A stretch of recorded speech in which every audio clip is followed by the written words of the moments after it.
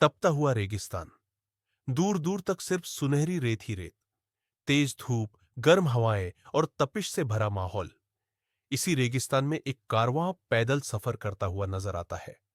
मर्द, औरतें और बच्चे छोटे छोटे थैले, पानी की मशकें और अपना सामान उठाए हुए हैं। उनके साथ साथ ऊंटों का काफिला भी है, जिन पर तिजारत का सामान, खजूर, अनाज और कपड़े लदा हुआ है।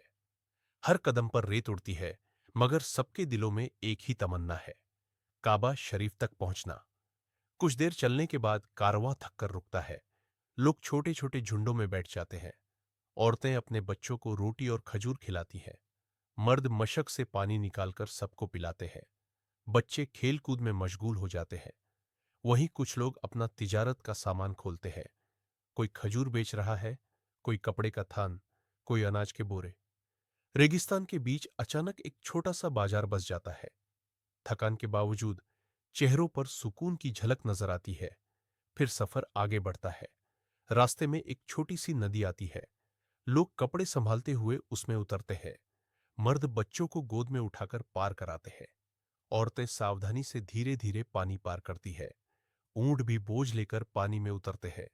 सूरज की किरणें पानी पर चमकती है और हर लहर में अल्लाह की कुदरत का नूर महसूस होता है। रात का वक्त आता है।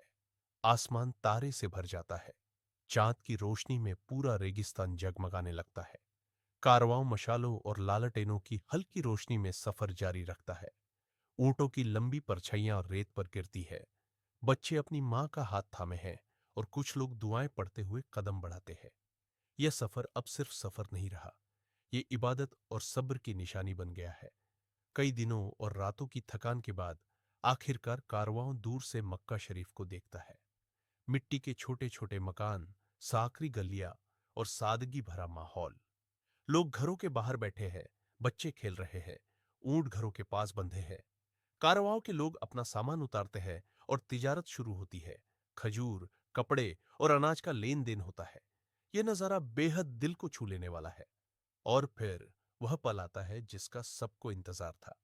हाजी काबा शरीफ के करीब पहुंचते हैं। कोई आंसू बहाते हुए दुआ करता है, कोई सजदे में गिर जाता है, कोई दीवार को पकड़कर रोने लगता है।